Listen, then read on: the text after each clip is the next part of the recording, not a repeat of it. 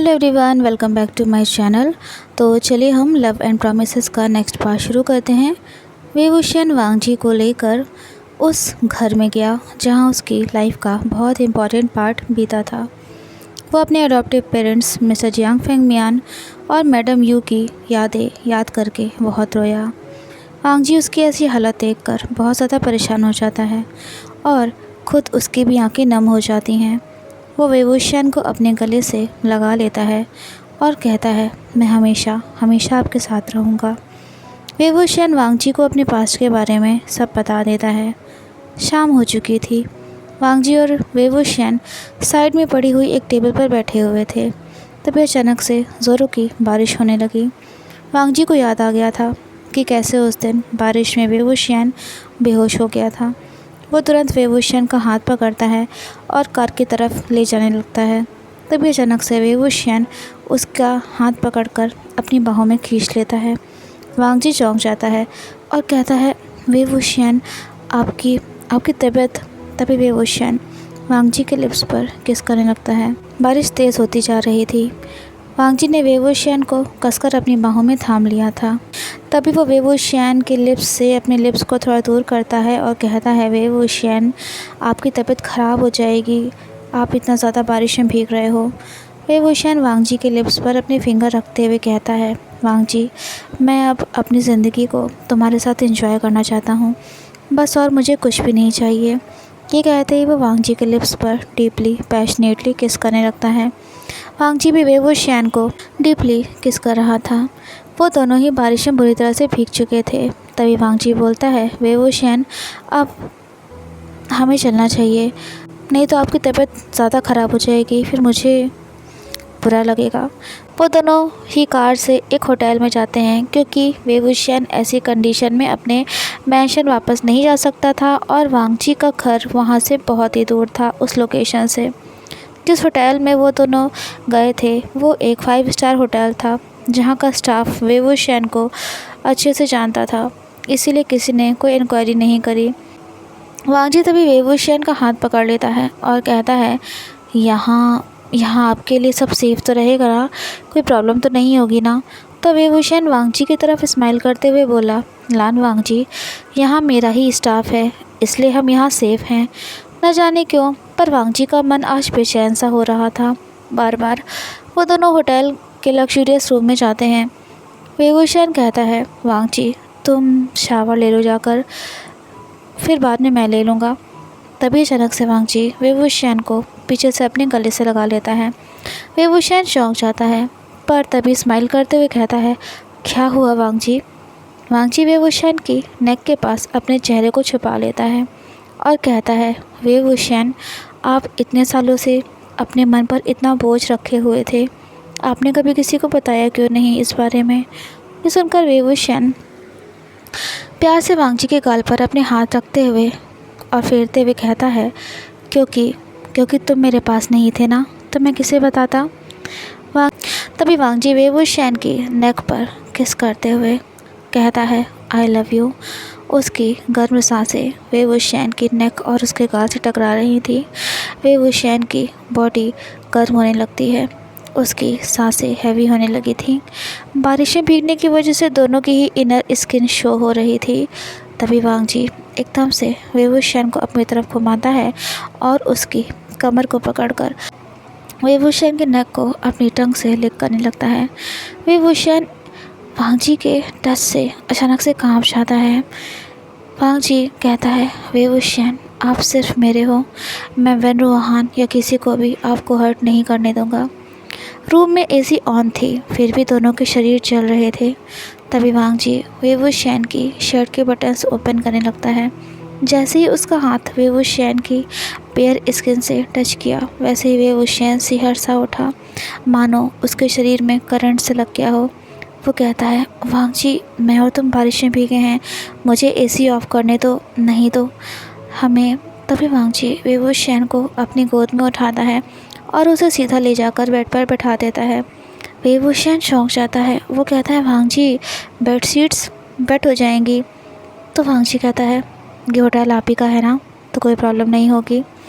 वांग जी उसकी तरफ झुककर वे वुशियन के लिप्स पर पैशनेटली किस करने लगता है और वे वुशियन हाथ को अपनी शर्ट के बटन्स पर ले जाता है। वे वुशियन धीरे धीरे वांग जी की शर्ट के बटन्स को खोलने लगता है। उन दोनों की हार्ट बीट बहुत तेज़ हो गई थी और सांसें गर्म। धीरे धीरे वो दोनों नेकेड हो जाते हैं। वांग जी वे वुशियन के फोरहेड, आईज, लिप्स, नेक हर जगह सॉफ्ट किसेस करता है। तभी वो अपने हैंड को वे वुशियन के लोअर बॉडी पार्ट पर ले जाता है और उसे रब करने लगता है। वे वुशियन वांग जी के टच से बिल्कुल पागल सा हो गया था। वो हेविली मोन कर रहा था। वांग जी वे वुशियन के लिप्स में अपनी टंग को स्लाइड करके उसे पैशनेटली किस कर रहा था।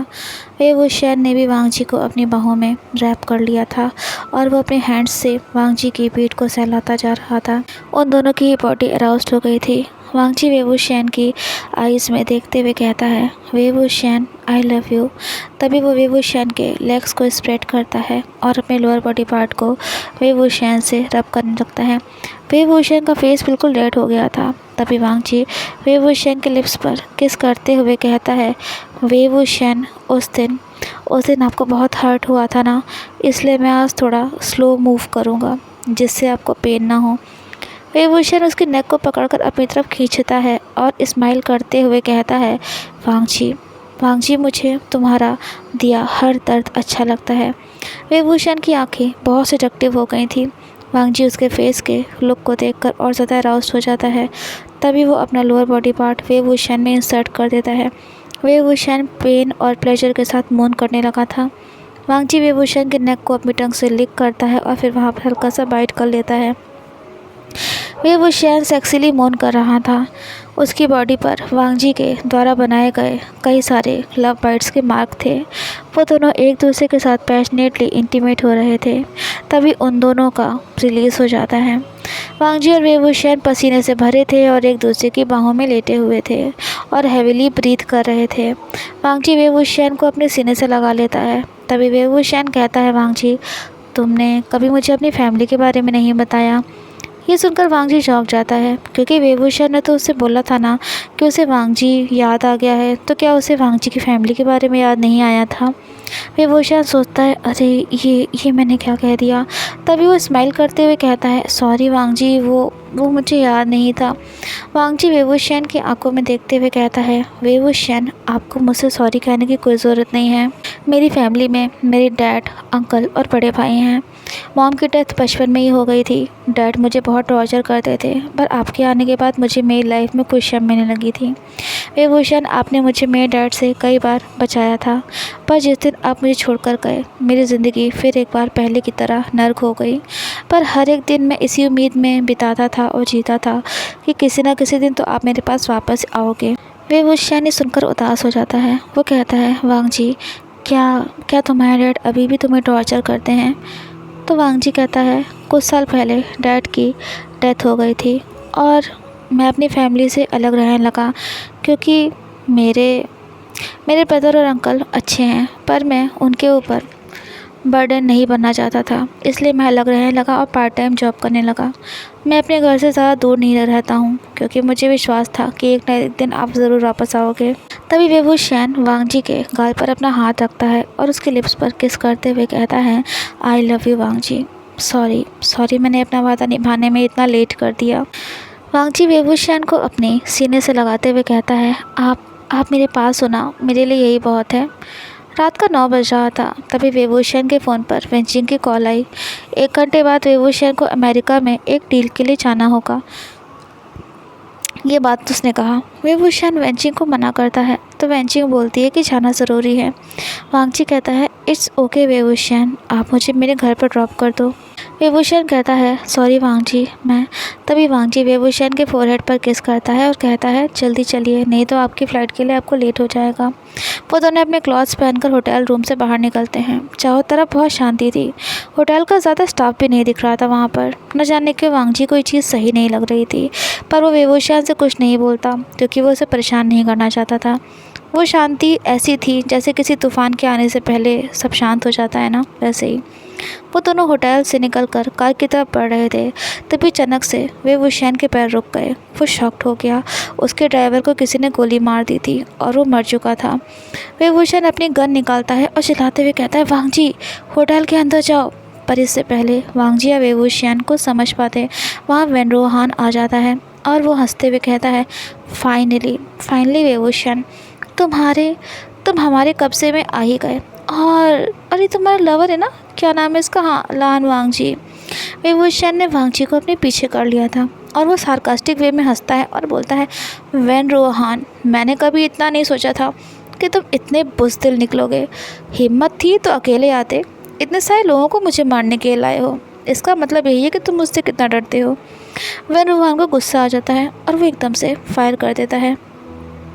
खून की छींटें चारों तरफ फैली हुई थी। ज़मीन पर वेवुशियन और वांग जी गिरे हुए थे। तभी अचानक से वेवुशियन चीखने लगता है। गोली वांग जी को लगी थी, उसके सीने और कंधे के बीच में लगी थी। वो वेवुशियन की बाहों में बेहोश पड़ा हुआ था। वेनरोहान वेवुशियन को भी गोली मारने वाला था, पर तभी वहाँ पुलिस सायरन की आवाज़ सुनाई देती है। मजबूरन उसे वहाँ से भागना पड़ा। वेवुशियन बुरी तरह से रो रहा था और वांग जी को अपने सीने से लगाए लगाए जा रहा था। क्यों वांग जी, तुमने मेरे लिए ऐसा क्यों किया? प्लीज़ वांग जी, अपनी आंखें खोलो ना। रैन भी मुझे ऐसे ही छोड़कर चला गया था, पर मैं अब तुम्हारे बिना नहीं जी पाऊँगा वांग जी। प्लीज़ मुझे छोड़कर मत जाओ।